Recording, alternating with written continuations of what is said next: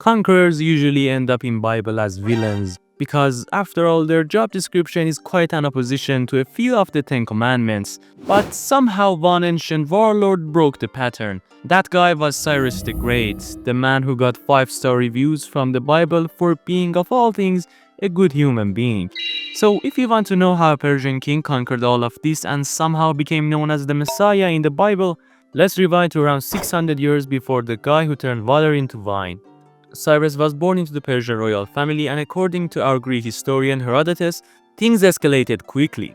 His grandfather Astyages was the king of Media, and one night he had a dream that baby Cyrus would overthrow him. And in true ancient king fashion, instead of therapy or parenting, he ordered the infant executed. Long story short, Cyrus survives.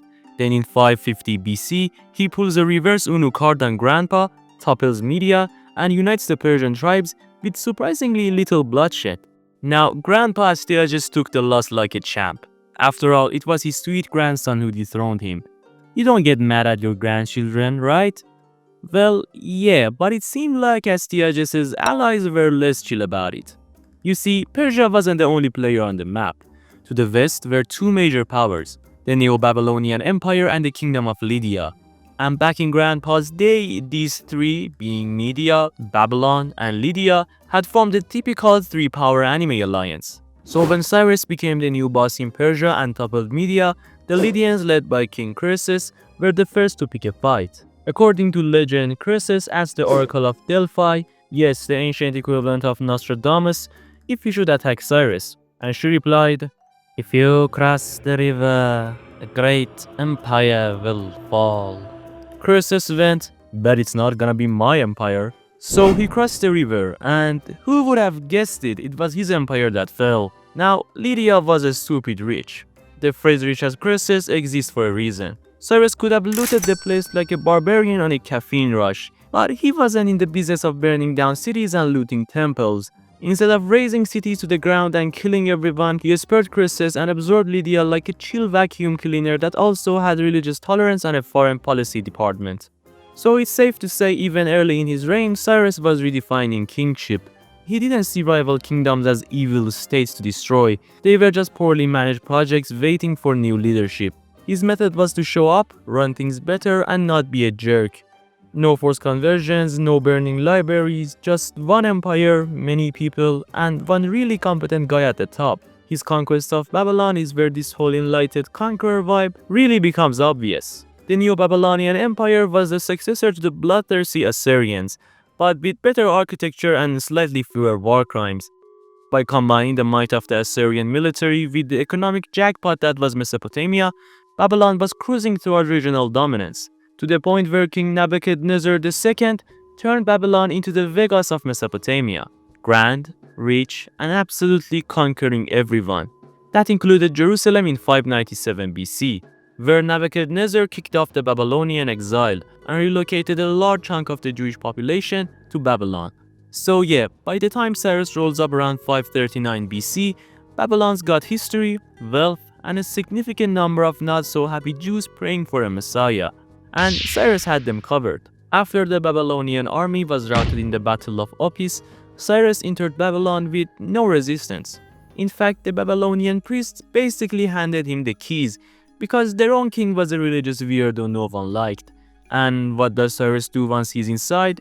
He frees the Jewish exiles, sends them back to Jerusalem, and even foots the bill for their new temple. An act that became a solid reason for God to call him the Messiah. Now, freeing an entire people, funding their return, and getting called the Messiah centuries before God decided to have a son would have been enough for most kings to kick back and retire. But Cyrus wasn't called the Great for his conquest, but for how he ruled. Cyrus's empire wasn't a chaos-fueled patchwork of provinces. It was a well-oiled machine held together by infrastructure and fairness. That's not romanticism, that's just how he did business. You want proof? Just look at the Cyrus cylinder. It's basically the world's first human rights announcement. It's something along the lines of, "Hey, I freed the oppressed, respected their gods, didn't torch their cities, definitely didn't do anything nasty with their temples." Whoa, that would be bad from my resume. And if you play nice, I will too. Your move, Caesar. Mr. All Gaul is divided into three parts. But here's the real magic of Cyrus. He turned tolerance into a strategy. He didn't just conquer people, he convinced them.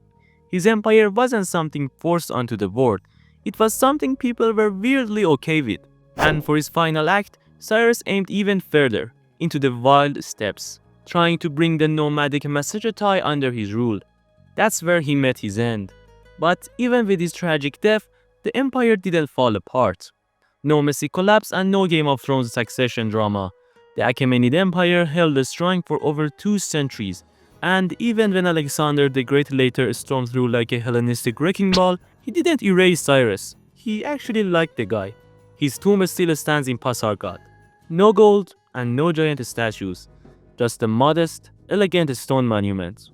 By the time he died, Cyrus ruled the largest empire the world had ever seen, from the Aegean to the Indus, over 50 million people, and somehow most of them actually liked him.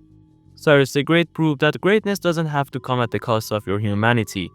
And in a world full of tyrants trying to make history through fear, Cyrus did it through something far rarer: decency. Thanks for watching. If you enjoyed this one, make sure to check out this video on Alexander the Great. Until the next time.